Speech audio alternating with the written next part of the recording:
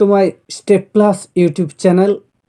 Step plus YouTube চ্যানেলের পক্ষ থেকে আরও একবার সবাইকে স্বাগত জানিয়ে আজকের পর্বে শুরু করব ভাষার বিকাশ, অর্থাৎ বিকাশের এটি অষ্টম ক্লাস বা 8 নম্বর আলোচনা বলতে পারেন। এই 8 নম্বর বিকাশ এটি মানসিক বিকাশের মধ্যেই পড়ে ভাষার বিকাশ, কিন্তু এর পরিধি এত বড় যে একে আলাদা করে একটু আলোচনা করার দরকার আছে বলে আমি মনে করি আলাদাভাবে এই বিকাশটি নিয়ে আলোচনা করছি। আজকে এই যে ভাষা, অর্থাৎ প্রথম আমাদের জন্মাবস্থায় কিন্তু কোনো ভাষা থাকে না। কারণ কি, আমরা সেই সময় একেবারে থাকি যে বিশ্ব স্রষ্টার অকৃত্রিম সৃষ্টি হিসেবে, আর মানব সত্তার ক্ষুদ্রতম সংস্করণ হিসেবে আমরা তখন থাকি। প্রত্যেকেই আমরা ছিলাম, আজকেও যে ভূমিষ্ঠ হচ্ছে সেও থাকছে। তাই এই যে যাকে বলা হচ্ছে শিশু, সেই শিশু প্রথম কথা বলতে শিখে সাধারণত 10 থেকে 12 মাস বয়সে। তবে তার আগেও তার মধ্যে নানান ধরনের ভাষার স্তর লক্ষ্য করা যায়। এই ভাষা স্তরগুলো নিয়ে আলোচনা করব। তবে তার আগে একটু বলে দিই যে এই যে ভাষা জিনিসটা কি। ভাষা হচ্ছে আমাদের মনের ভাব প্রকাশের ক্ষমতা, আপনারা সবাই জানেন। আর এই ভাষা আমাদের যোগাযোগেরও মাধ্যম। নিজের মনের ভাব প্রকাশ অন্যের কাছে যেমন করা যায় এর মাধ্যমে, তেমনি আমাদের কিন্তু যোগাযোগও করা যায় এই ভাষার মাধ্যমে। আর শিশুর অন্যতম অভিযোজনের মাধ্যম হচ্ছে কিন্তু এই ভাষা। আর এই ভাষায় প্রথম শিশুকে একটি নতুন দিগন্তে নিয়ে যায়, অর্থাৎ ভাষার দ্বারাই একটি শিশু মানব শিশু বলে তার পরিচিতি লাভ করে। কারণ কি, অন্য কোনো প্রাণীর মধ্যেই এই বিকাশটা দেখা যায় না। একমাত্র মনুষ্য প্রাণীদের মানে মানুষের মধ্যে বা মনুষ্য যারা সৃষ্টজীব বা যাদেরকে আমরা শিশু বলছি, তাদের মধ্যেই কিন্তু এইটা দেখা যাচ্ছে। অর্থাৎ এই ভাষা কিন্তু খুব একটা এত সহজে যে বললাম, জিনিসটা এত সহজ নয়। এখন এই যে ভাষা, এইটা সৃষ্টির জন্য কয়েকটা স্তরের মধ্য দিয়ে শিশুদেরকে আসতে হয়, অর্থাৎ তাদের বয়স অনুযায়ী তারা কয়েকটা স্তরের মধ্য দিয়ে আসে। এই স্তরটা সম্বন্ধে আমি আলোচনা করি। প্রথম যে স্তর, আমি প্রায় 9টি স্তরের কথা এখানে আলোচনা করব। এই 9টি স্তর কিন্তু খুব খুব গুরুত্বপূর্ণ। আর টেট পরীক্ষায় এই 9টি স্তরের বিভিন্ন জায়গা থেকে প্রশ্ন হয়, আর ভাষার উপাদানও রয়েছে, সেই জায়গা থেকেও প্রশ্ন হয়। তাই এই আমার যে স্তরগুলো 9টি স্তর, ওর এই স্তরের উপরেও মানে কি বলা যায়, প্রশ্ন হতে পারে বা ভাষার উপাদান থেকেও হতে পারে। তাই আপনাদের পুরো ভিডিওটি এটি ভয়েস রেকর্ডিং আপনাদের কাছে আমি ভয়েসের মাধ্যমে পৌঁছে দিচ্ছি। ভাষার বিকাশটিকে বেশ কিছু আমি ফেসকাম ভিডিও করেছি, আর আজকে এটি মানে কি বলা যায়, ভয়েস রেকর্ডিং হিসেবে আপনাদের কাছে পৌঁছে দিচ্ছি। যদি ভালো লাগে অবশ্যই কমেন্টে জানাবেন, আর যদি না ভালো লাগে অবশ্যই কেন ভালো লাগলো না, কোথা বুঝতে পারলেন না সেটি জানাবেন। আপনাদের কাছে আমার পৌঁছে যাওয়া শুধু আপনাদের বেকারত্বের মুক্তি থেকে, মানে বেকারত্বের জ্বালা থেকে আপনারা মুক্তি পান, এই প্রচেষ্টা নিয়ে আজকের পর্বে আমি রয়েছি নিতাই সাহু। এখন প্রথম যে স্তরটি আলোচনা করব সেটি হচ্ছে স্বর সম্পর্কিত স্তর। অর্থাৎ এই স্তরটাতে স্বর সম্পর্কিত বলতেই বুঝতে পারছেন যে এই স্তরটাতে শিশুদের মধ্যে, শিশু যখন জন্মগ্রহণ করে তখন তার মধ্যে কিন্তু কান্না ছাড়া আর কিছুই থাকে না। তারপরে ঠিক অর্থহীন স্বরক্ষেপ বা আওয়াজ করতে থাকে। এই যে স্বরক্ষেপ করে ই, উ, আ, এটা আধো আধোভাবে যে শিশুরা এইভাবে বিকাশ হচ্ছে, অর্থাৎ তার যে ভাষার বিকাশটা প্রথমে হচ্ছে, সেটা নানান রকমের অর্থহীন শব্দ আমাদের কাছে মনে হয়। কোনো কোনো সময় ই, কোনো সময় উ, কোনো সময় অ, এই ধরনের শব্দগুলো করে। এই স্তরটাকে রিফ্লেক্স স্তরও বলা হয়। এই ক্ষেত্রে শিশুরা এই ধরনের শব্দগুলো করে, সেগুলো আমাদের কাছে অর্থহীন বলে মনে হলেও এটাই কিন্তু ভাষার বিকাশের প্রথম স্তর। আর দ্বিতীয় যে স্তরটি আলোচনা করব সেটা হচ্ছে উচ্চারিত শব্দ স্তর। এই ক্ষেত্রে আ, ম, ব, প এই ধরনের শব্দগুলো উচ্চারণ করে। এই স্তরে ওই ই, অ, আর পরে অর পরেই এরপরে আ, ম, ব, প এই ধরনের শব্দগুলো কিন্তু উচ্চারণ করে খুব সহজে। তাহলে শিশু প্রথম যে ধরনের বর্ণগুলো প্রথমে উচ্চারণ করতে শেখে, সেটা কিন্তু টেট পরীক্ষায় পড়তে পারে। সেটা প্রথম হস্যই হস্য অ, বা মানে ই, উ, অ এটা বলতে পারেন। আর তার সাথে সাথে থাকছে যে শব্দগুলো উচ্চারণ করতে শিখছে, ওর সাথে সাথে ওর পরেই অ, ম, ব, প এই শব্দগুলো কিন্তু উচ্চারণ শেখে। তৃতীয় যে স্তরটা, সেটাকে বলা হচ্ছে বাবলিং স্টেজ। এই স্টেজটাতে কোনো কথাকে সে বারে বারে বলে। অর্থহীন আমাদের কাছে এটা মনে হতে পারে অর্থহীন, কিন্তু এই কথাটাকে কিন্তু সে কোনো কথাকে বারে বারে বলছে, এটাকেই বাবলিং বলা হচ্ছে। এই প্রসঙ্গে বলে রাখি যে 6 থেকে 8 সপ্তাহের শিশুর মধ্যেও এক ধরনের শব্দ কিন্তু দেখা যায়, সেটাকে কুইং বলা হয়। কুইং কিন্তু 6 থেকে 8 সপ্তাহের শিশুদের মধ্যে দেখা যায়। আর 4 মাসের যখন হয়ে যাবে ওই শিশু, তখন কিন্তু আধো আধো স্বরে বা বাবলিং স্বরে কথা বলবে।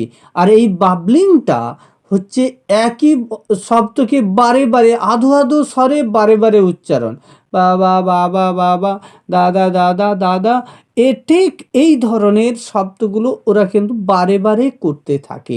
এটাকেই বলা হচ্ছে বাবলিং। এটা কারো শিশু ভেদে আলাদা হতে পারে, কিন্তু সাধারণত এটা 4 মাস থেকে শুরু হয়ে যায়। আর প্রায় 10 থেকে 12 মাস বা 1 বছর পর্যন্ত কিন্তু এই বাবলিংটা চলে। আর এটাই বলে রাখার যে ভাষার কিন্তু প্রথম যে বিকাশ হচ্ছে, তার প্রথম জৈবিক পরিণমন আমরা ধরি কিন্তু বাবলিংকে, বা ধরা হয় বাবলিংকে। এর দ্বারাই বোঝা যায় যে শিশুর কিন্তু মানে ভাষার বিকাশ হচ্ছে। আর ওই শিশু যখন ঠিক 1 বছর বয়সে উপনীত হয়ে যাবে, তখন কিন্তু সে প্রথম অর্থপূর্ণ শব্দ বলতে পারবে। অর্থাৎ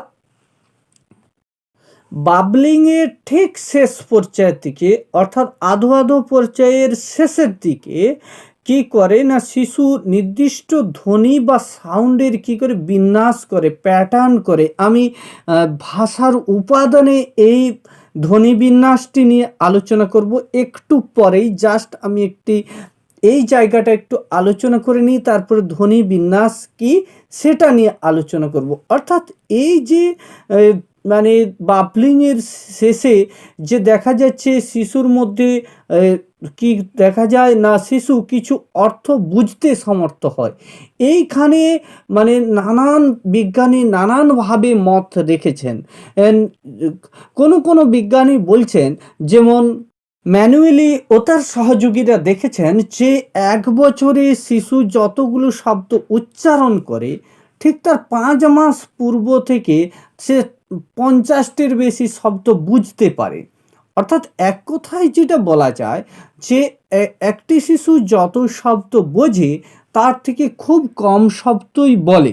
তাই সে যদি 2টো শব্দ 4টে শব্দ বলতে পারে, বা 10টি শব্দ 1 বছর বয়সে বলতে পারে, তাহলে তার কিন্তু অনেক 10 থেকে 20 গুণ বেশি শব্দ সে কিন্তু বুঝতে পারে।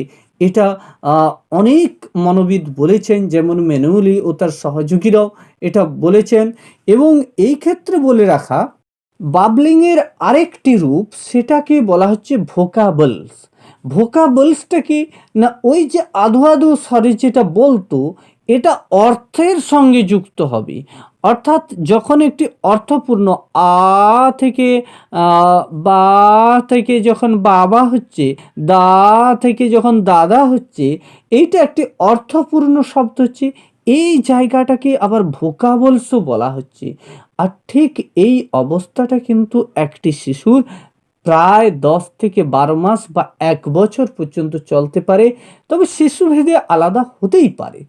এবারে এই যে তাহলে প্রথম অর্থপূর্ণ শব্দ শিশু কত বছর বয়সে বলতে পারলো, এইটা আমাদের খেয়াল রাখতে হবে। ঠিক 1 বৎসর বয়সে কিন্তু শিশু প্রকৃত অর্থপূর্ণ শব্দ বলতে পারলো। আর এই প্রসঙ্গে একটি কথা বলে রাখা, যে এই একটি শব্দ দ্বারা 1 বছর বয়সী শিশু কিন্তু অনেক অর্থকে বোঝাতে চায়। যেমন বল বললে শুধু বলকে বোঝায় না, সে বলটি চাইতেও পারে, আবার বলটি তার দিকে ছুঁড়ে দিতেও মানে বলতে পারে যে তার দিকে বলটি দেওয়া হোক, আবার সে ঘুরে দেবে বলটি। অর্থাৎ বল নিয়ে তার সঙ্গে খেলতেও বলতে পারে। এই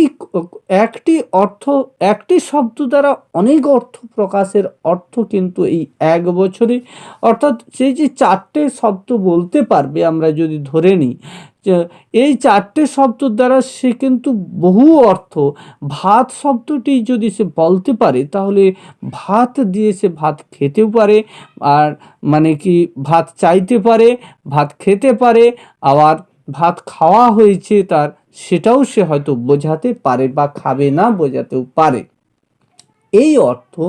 আর ঠিক এর পরেই এই 1 বছরের শেষের, অর্থাৎ ঠিক 12 মাসের পরে 14 মাসের থেকে শিশুর মধ্যে কিন্তু একটা নিষ্ক্রিয় ভাষা লক্ষ্য করা যায়। নিষ্ক্রিয় ভাষা যদি পরীক্ষায় পড়ে, আপনারা কিন্তু খুব খেয়াল রাখবেন, 1 বছরের শেষ ঠিক 2 বছরের শুরু যখন হচ্ছে, ওই সময় শিশুর মধ্যে কিছু নিষ্ক্রিয় ভাষা দেখা যায়। এটা প্রায় 1.5 বছরের আগে পর্যন্ত চলে। ওই 14 থেকে 16 মাস পর্যন্ত এই নিষ্ক্রিয় ভাষাগুলো চলে। এই যে নিষ্ক্রিয় ভাষাগুলো কীরকম, সে জল বলে, কুকুর বলে, দুধ বলে, বিড়াল বলে, শান বলে, এই যে শব্দ দ্বারা, ভাত বলে, এর দ্বারা সে অনেক কিছু বলতে চায়, সে অনেক কিছু বলতে চায়। অর্থাৎ এইগুলোকে প্যাসিভ ল্যাঙ্গুয়েজ বা নিষ্ক্রিয় ভাষা বলা হচ্ছে। যেটা বলা হলো মা শব্দটির দ্বারা সে মাকে চায়, এটা সে কিন্তু বোঝাতে পারে। অর্থাৎ শিশু প্রথম, যদি আমি ধরে নিই মা শব্দটি বলতে পারে, তাহলেই কিন্তু সে প্রথম কি করবে, সে মাকে চায়, মার কাছে থাকতে চায়, মার কাছে ঘুমোতে চায়, মার কাছে খেতে চায়, মার কাছেই সব কিছু, সে তার আদর যত্ন, এইটা সে প্রকাশ করতে পারে। কিন্তু একেবারে ওই ঠিক 1 বছরের পর থেকে 1.5 বছর বয়স পর্যন্ত। আর ঠিক 1.5 বছর বয়স যখন হয়ে যাবে, অর্থাৎ 18 মাসের যখন শিশু হয়ে যাবে, তখন কিন্তু সে দ্বিশব্দ স্তরে উপনীত হয়ে যাবে। তখন আর একটা শব্দ নয়, এই দ্বিশব্দটা হচ্ছে কি না, এই সময় শিশু কাল এবং সংখ্যা দুটোকে বোঝানোর চেষ্টা করে। তারা কিছু বোঝে না, তারা কিছু ব্যাকরণগত শুদ্ধতা তাদের কিছু থাকে না, কিন্তু যেমন বলে মা ভাত, মা সান, মা নন, এই যে শব্দগুলো, অর্থাৎ দুটো করে শব্দ একসঙ্গে তারা বুঝতে পারে। হ্যাঁ, এই দুটো শব্দ একসঙ্গে বলতে পারে কিন্তু 18 মাস বয়সে। আর ঠিক যখন তারপর থেকে শিশুর মধ্যে একটু একটু করে বয়স বাড়ছে, ঠিক 2 বছরে যখন পৌঁছাবে তখন কিন্তু তার শব্দ ভাণ্ডার দ্রুত বাড়বে, দ্রুত 2টি থেকে 3টি অর্থ বহনকারী শব্দ কিন্তু তারা বলতে পারে। আর এই সময় এই 2 বছর বয়সে হয় তারা সরল বাক্য বলতে পারবে, না হলে টেলিগ্রাফ ভাষা দেখা দেবে। এই টেলিগ্রাফ ভাষাও কিন্তু পরীক্ষায় পড়তে পারে। কোন বয়সে টেলিগ্রাফ ভাষা দেখা দেয়? আপনারা হয়তো যদি পাজলড হয়ে যান, এই জায়গাটা একটু খেয়াল রাখবেন যে 2 বছর বয়সে কিন্তু শিশুর মধ্যে টেলিগ্রাফ ভাষা দেখা যায়। যেমন যে আমরা টেলিগ্রাফ আপনারা জানেন হয়তো, আমি ধরে নিচ্ছি কীরকম, যে টেলিগ্রাফ তো আগে টাকা দিয়ে চিঠি পাঠানো হতো, আর ওই চিঠিতে যটি শব্দ লেখা থাকতো তার উপরে টাকা দিতে হতো। তাই যত কম শব্দ লিখে অর্থ প্রকাশ করা যায় সেটাকেই বলা হচ্ছে টেলিগ্রাফ ভাষা। যেমন ফাদার ইল কাম সুন, মানি নিডেড, এই যে কথা, যে বা ফাদার হসপিটালাইজড, কাম সুন, মানি নিডেড, এই যে কথাগুলো এইরকম জাস্ট 4-6টি ওয়ার্ড কি 8টি ওয়ার্ড, 8টি 10টির মধ্যে ওয়ার্ড লিখে দিয়ে প্রকাশ করা হতো, এটাকেই টেলিগ্রাফ ভাষা বলা হচ্ছে। অর্থাৎ পুরোটা একটা বাক্য নয়, কিন্তু তার অনেক অর্থ বোঝাচ্ছে ওই শব্দগুলোর দ্বারা। তাই এইটাকে বলা হচ্ছে টেলিগ্রাফ ভাষা, আর এটাকেই ঠিক 2 বছর বয়সে কিন্তু দেখা যায়। আর এই 2 বছরের বয়সের পর থেকেই শিশু কিন্তু প্রচুর শব্দ ভাণ্ডার বেড়ে যায়, প্রায় 2500% শব্দ ভাণ্ডার বৃদ্ধি পায় 2 বছর বয়সে। আর এই জন্য 2 বছর বয়সে একটি শিশু শব্দ ভাণ্ডার প্রায় 6000-এ গিয়ে দাঁড়ায়। আর এই যে 6000-এ দাঁড়ায়, এইটাকে বলা হচ্ছে মানে কি বলে যে শব্দ বিস্ফোরণ। তাহলে 2 বছর বয়সের পরেই কিন্তু, বা 2 বছরে আমরা ধরে নিচ্ছি একটি শিশুর মধ্যে কিন্তু শব্দ বিস্ফোরণ ঘটে। তাহলে এই যে স্টেজটা দেখলাম, যে এই স্টেজটাতে আমরা শিশুর মধ্যে কিভাবে যে মানে শব্দের বিকাশগুলো হচ্ছে বাবলিং স্টেজ থেকে। আর যে এইখানে একটু বলে দেওয়া দরকার যে এই 2 বছরের মধ্যে কিন্তু ওরা যা কথা শোনে তাই বলার চেষ্টা করে, অর্থাৎ ওরা প্রচুর অনুকরণ করে। আর অনুকরণটা চলতে থাকে কিন্তু ওই 1 বছরের আগে থেকেও শুরু হয়ে যায়, কিন্তু 1 বছর থেকে অনুকরণ ওই বাবলিং স্তরের পর থেকেই ওরা অনুকরণ কিন্তু শুরু করে দেয়, আর বারবার শুনতে থাকে, আর সেই শব্দগুলোই ওরা কিন্তু শুনে আনন্দও পায় এবং বারবার বলতেও থাকে। এইটাকেই বলা হচ্ছে অনুকরণ স্তর। অর্থাৎ বাবলিং স্তরের পর থেকে এরা কি করে না, অনুকরণ করে কথা বলে। আর ঠিক প্রকৃত ভাষা স্তরে তারপরে পৌঁছে যায় এরা।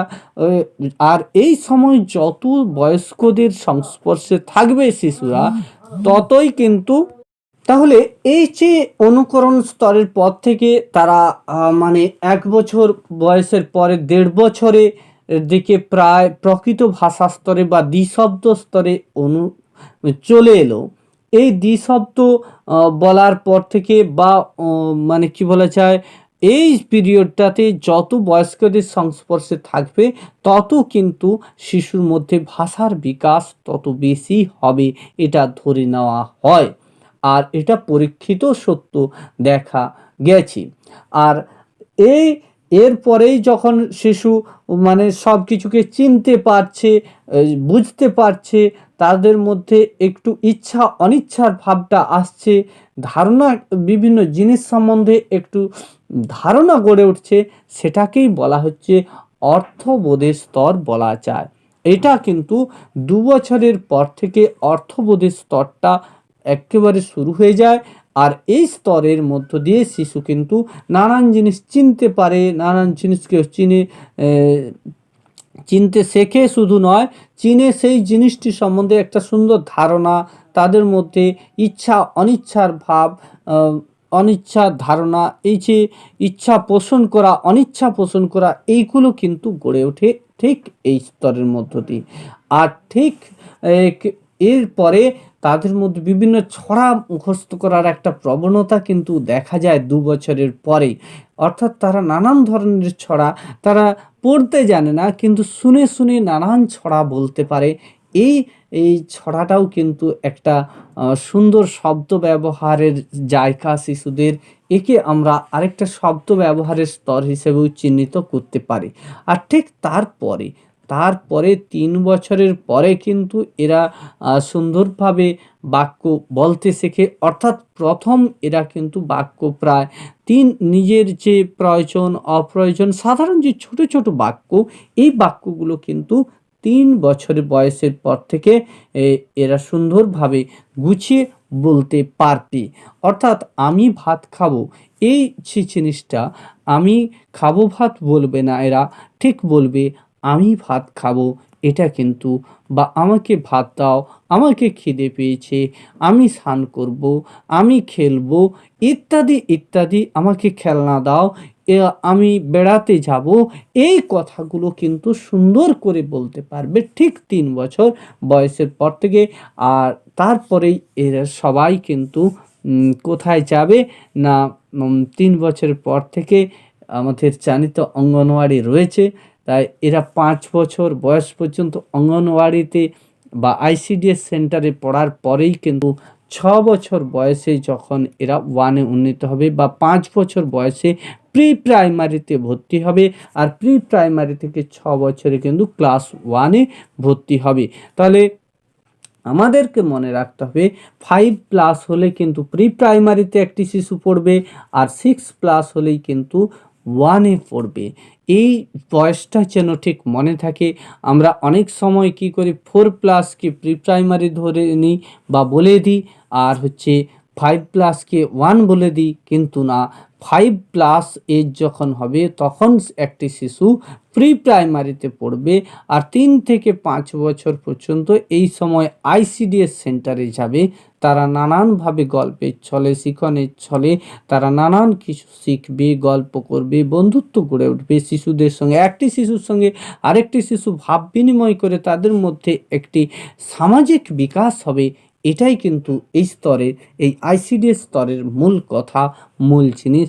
তাদেরকে পড়াশুনো শেখানো বেশি নয়, তাদের মধ্যে আচার আচরণ, ভাব বিনিময়, সামাজিকতা, এই জিনিসগুলোকে গড়ে তোলাই কিন্তু এই স্তরের মূল লক্ষ্য।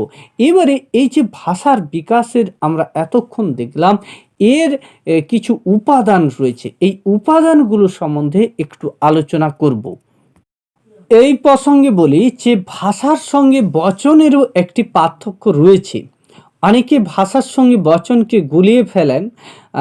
তা একটু ক্লিয়ার করে দিই যে ভাষা হচ্ছে যোগাযোগের মাধ্যম। আমি বলেছি সেটা লিখন, পঠন, মুখের ভঙ্গি, মূকাভিনয় ইত্যাদি, ইত্যাদি, এগুলো হচ্ছে ভাষা। একে ল্যাঙ্গুয়েজ বলা হয়।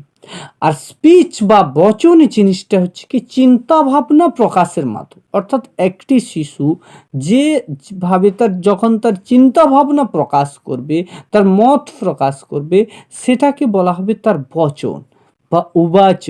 আর ঠিক সংস্কৃতে যাকে উবাচ বলা হয়। আর ভাষা হচ্ছে ঠিক কি যোগাযোগ, একের সঙ্গে অন্যের কথা স্বাভাবিক মেলামেশা, এইটাকেই বলা হচ্ছে কি ভাষা। তাহলে ভাষার সঙ্গে মানে বচনের কিন্তু একটা বিশেষ পার্থক্য রয়েছে। আর ভাষার বিকাশের ক্ষেত্রে ছেলেদের থেকে মেয়েরা কিন্তু অনেক এগিয়ে থাকে, এবং ৩ থেকে ৮ বছর বয়সের মধ্যে ভাষার বিকাশ কিন্তু সবচেয়ে বেশি হয়। এইবারে আমরা হচ্ছে ভাষার উপাদান নিয়ে আলোচনা করব। এই ভাষার উপাদান প্রথমত আমি বলি যে ভাষা আকার ইঙ্গিত হচ্ছে কিন্তু ভাষার আদি ভিত্তি। অর্থাৎ ভাষার যে ভিত সেটা কিন্তু আকার ইঙ্গিতের উপর নির্ভর। কারণ আমরা জানি আমাদের পূর্বপুরুষেরা যখন কথা বলতে জানতেন না, তারা কিন্তু আকার ইঙ্গিতে অনেক কিছুই বোঝাতেন। তারপর থেকে আস্তে আস্তে নানান শব্দ থেকে যে ভাষার ইতিহাস, সেগুলো বললে অনেক টাইম চলে যাবে। যাই হোক, আস্তে আস্তে করে বিবর্তনের মধ্য দিয়ে আমরা অর্থপূর্ণ রূপে ইঙ্গিতের পর থেকে কি করলাম না, কথা বলতে শুরু করলাম। নানান শব্দ থেকে কথা বলতে শেখা, এটাই আমাদের ভাষার আপাতত সাধারণ বা খুব সংক্ষেপে ধারণা। এখন এই ভাষার যে উপাদান, ভাষাতত্ত্ববিদরা এই ভাষার উপাদানকে কিন্তু 4টে ভাগে ভাগ করেছেন। এই জায়গাটা খুব খুব ইম্পর্ট্যান্ট জায়গা টেট পরীক্ষার জন্য। মূলত যে ভাষার উপাদান কি কি রয়েছে, ভাষার 4টে উপাদান রয়েছে। আপনাদের বলে দিই, ধ্বনি বা ফোনোলজি, বাক্যবিন্যাস বা সিনট্যাক্স, শব্দের অর্থ বা সিমেন্টিক্স এবং প্রয়োগ বা প্র্যাগম্যাটিক্স। এই 4টি উপাদান কিন্তু খুবই গুরুত্বপূর্ণ। আর ভাষার ক্ষুদ্রতম একক কিন্তু ধ্বনি। এটা আমি আলোচনা করব। যাই হোক, এবারে এই যে প্রথম আলোচনা করি ধ্বনি বা ফোনোলজি কি। আমরা মাধ্যমিক পর্যন্ত স্বরভক্তি, বিপ্রকর্ষ, বর্ণ বিপর্যয়, অপিনিহিতি, অভিশ্রুতি এগুলো যে পড়েছিলাম, এগুলো টেট পরীক্ষার জন্য আপনাদেরকে আবার বাংলার ব্যাকরণে একটু ফিরে যেতে হবে। আর ওই চ্যাপ্টারটির উপরে লেখা আছে, দেখবেন ধ্বনি তত্ত্ব, অর্থাৎ বিভিন্ন শব্দ কিভাবে উচ্চারিত হচ্ছে, কোথা থেকে কিভাবে আসছে, এইগুলোকে ব্যাখ্যা করা হয়েছে ওই তত্ত্বে, অর্থাৎ ধ্বনি তত্ত্বে। ধ্বনি হচ্ছে শব্দ, অর্থাৎ শব্দ যখন একটা অর্থপূর্ণ হচ্ছে, তখন মানে কি বলা যায়, কতগুলো ধ্বনি, অর্থপূর্ণ ধ্বনি পাশাপাশি বসে কিন্তু একটি কি বলা যায় যে শব্দ তৈরি করছে, আর এই শব্দটাকে অর্থপূর্ণও করে তুলছে। তাহলে যে আমি যদি এই ভাষাকেই ধরি, ভা আর মূর্ধন্যশয় আকার, এই যে মূর্ধন্যশয় আকার আর ভয়াকার, এই দুটো দেখুন, ভয়াকার ভা আর পেট কাটা মূর্ধন্যস বা মূর্ধন্যশয় আকার যে এটা সা, এই ভাষা দুটোকে নিয়ে একটা যদি দন্তশয় আকার ভাষা হয়ে যায় তাহলে না ডোবা বোঝাবে। আর যদি এই যে মূর্ধন্যশয় আকার ভয়াকার মূর্ধন্যশয় আকার, তাহলে ভাষা মানে মনের ভাব প্রকাশ করা হয় যার দ্বারা, তাকে বোঝাবে।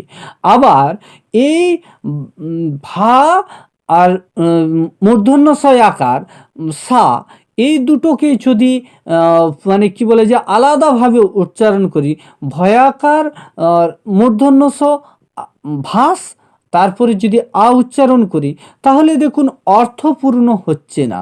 তাহলে অর্থপূর্ণভাবে মানে কি বলা যায়, যে একটি শব্দকে যখন বিশ্লেষণ করা যায়, অর্থপূর্ণভাবে বিশ্লেষণ করলে যেটা পাই সেটাকে বলা হচ্ছে ধ্বনি। আপনারা ইংরেজির দিকে যদি দেখেন, তাহলে সিলেবল বলে জিনিসটা যদি একটু স্মরণ করেন, এর ওপরে আমারও একটি ভিডিও রয়েছে। এই ভিডিওর মানে এই চ্যানেলেরই একেবারে প্রথমের দিকে দেখবেন ভিডিও, সিলেবল ভাওয়েল কনসোনেন্টের উপরে একটি ভিডিও রয়েছে ইংরেজির তো অনেক ভিডিওই রয়েছে। আর কম্পিটিটিভ ম্যাথ, প্রাইমারি চাকরি সহ অন্যান্য চাকরির জন্য প্রচুর ম্যাথও কিন্তু আপনারা পাবেন এই চ্যানেলের মধ্যেই। আর এই চ্যানেলের মধ্যেই কিন্তু আপনারা সাইকোলজি, প্যাডাগোগি অনেক ভিডিও পাচ্ছেন। তাই এই চ্যানেলটিকে এখনও যদি না সাবস্ক্রাইব করে থাকেন, কাইন্ডলি সাবস্ক্রাইব করুন এবং বন্ধুদের মধ্যে ভিডিওগুলোকে শেয়ার করুন, যাতে অনেকেরই কাজে লাগে, অনেকেরই উপকারে আসে। আর আপনাদের মূল্যবান মতামতও কিন্তু কমেন্ট সেকশানে জানাবেন। তাহলে এরপরে আসি, এই যে সিলেবল যে কথাটা বলছিলাম, সিলেবল অর্থাৎ প্রত্যেকটি ভাওয়েল, একটি শব্দের মধ্যে যতগুলো ভাওয়েল থাকে ইংরেজিতে, তা সেই শব্দটির মধ্যে ততগুলো সিলেবল ধরা হয়। সিলেবল আসলে কি, সিলেবল হচ্ছে কত ধাপে একটা শব্দকে উচ্চারণ করা হবে।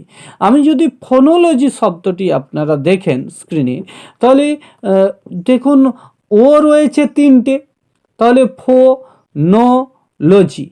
তাহলে এই যে 3টে ধাপে উচ্চারণ করা হচ্ছে 3টে ভাওয়েলের জন্য, তাহলে এই রকমভাবে বাংলাতেও উচ্চারণ করা হয় ভাষা। আমি যেভাবে বললাম ভাষা, মানে অর্থপূর্ণভাবে, এইভাবে যে অর্থপূর্ণভাবে উচ্চারণ করা হচ্ছে এটাকেই বলা হচ্ছে ধ্বনি।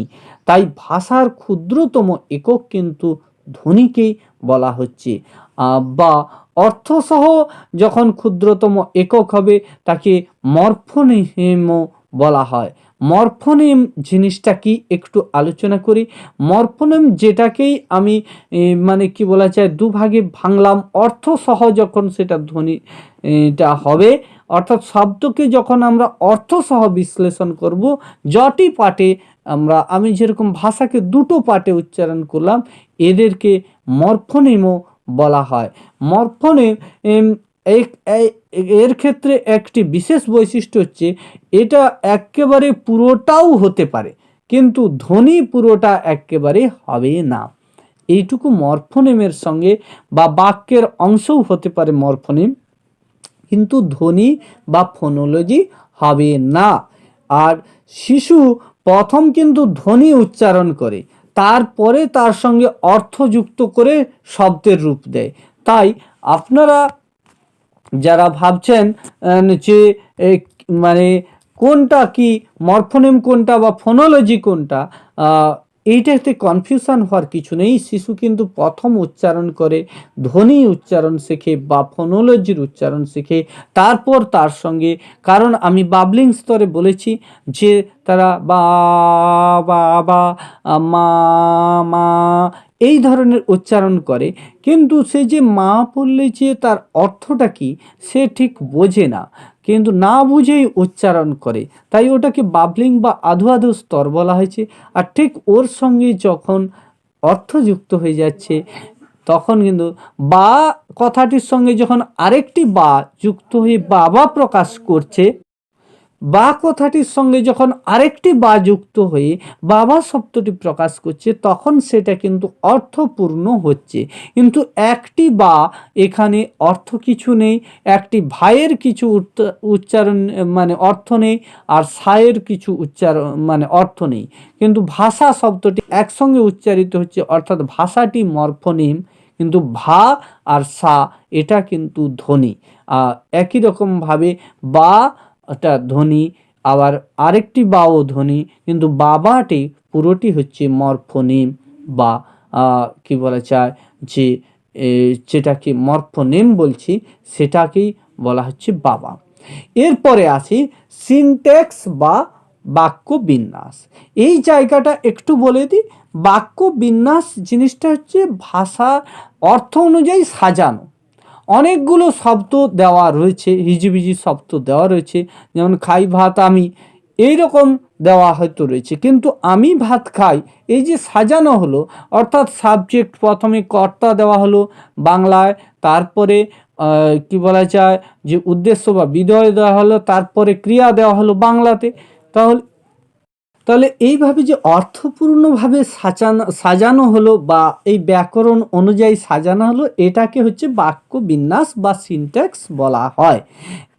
এইটা শিশুরা ঠিক 3 বছর বয়সের পর থেকেই এটা ভালোভাবে শিশুরা শিখতে পারে বাক্য বিন্যাসটা।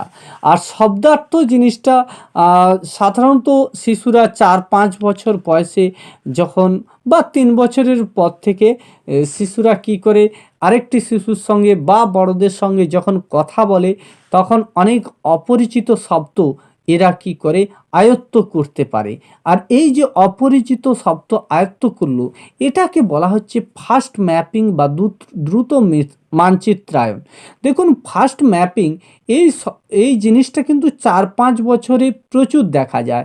তাই 4-5 বছরে যখন শব্দের অর্থ, অর্থাৎ শব্দার্থ যেটাকে বললাম বা সিমেন্টিক্স বললাম, শব্দের সঙ্গে যখন অর্থ যোগ করে সে ভাবকে প্রকাশ করতে পারছে বা তার ভাষার মধ্য দিয়ে পুরো তার নিজের মনের ভাবটাকে প্রকাশ করতে পারছে, সেই স্তরটাতে কি হয় না, শিশু অনেকের সাথে কথা বলে বা কথোপকথন করে, আর ঠিক সেই সময় অনেক নতুন শব্দ শিখে যায়। এইটাকেই বলা হচ্ছে ফাস্ট ম্যাপিং। অর্থাৎ অপরিচিত শব্দের সঙ্গে শিশুর যে মানে কি বলা যায় অভিযোজন করার ক্ষমতা, সেটাকেই বলা হচ্ছে ফাস্ট ম্যাপিং বা দ্রুত মানচিত্রায়ন। এটাও কিন্তু অনেকবার টেট পরীক্ষায় পড়েছে, তাই আপনাদেরকে অনুরোধ থাকলো যে ফাস্ট ম্যাপিং জিনিসটা কিন্তু আপনারা একটু মনে রাখবেন। আর এই সময় এই 4-5 বছর বয়সে কিন্তু শিশুর মধ্যে ভাষার অসীম ক্ষমতা থাকে। এরা মানে নানান ধরনের শব্দ বা ভাষাকে আয়ত্ত করতে পারে, অর্থপূর্ণ ভাষাকে আয়ত্ত করতে পারে। ঠিক এই জায়গাটাকে, এই অপরিচিত শব্দের সঙ্গে আয়ত্ত করার যে জায়গাটা, এটাকেই বলা হচ্ছে কি না সিমেন্টিক্স বা শব্দার্থ। আর এই শব্দার্থের পার্টেই কিন্তু ফার্স্ট ম্যাপিং জিনিসটি হয়। অর্থাৎ শিশুর কি হয় না চিন্তার সঙ্গে শব্দের সম্পর্ক হয় এই স্তরে। শব্দার্থ স্তরে কি হয়, শিশু বা সিমেন্টিক স্তরে শব্দের উৎসের মানে কি বলে যে শিশুর চিন্তার সঙ্গে একটি শব্দের সম্পর্ক, অর্থাৎ সে যেটা ভাবছে, তাকে এখন যদি খিদা পায়, এটা যে খাওয়ার দরকার, এটা তার মধ্যে একটি চিন্তার সৃষ্টি করে এবং সেই চিন্তার দ্বারাই কি হয় না সে সেই কথাটা বলতে পারে যে আমি ভাত খাবো কি অন্য কিছু খাবে। শিশুটি সেইটা প্রকাশ করে, তাকে যে খিদা পেয়েছে, সে তার মাকে চায় সাধারণত বা অন্যকে চায়। এই জায়গাটা কিন্তু শব্দার্থ বা সিমেন্টিক স্তরে সব থেকে ভালো দেখা যায়। এরপরে যেটা লাস্ট একটি উপাদান রয়েছে প্রয়োগ।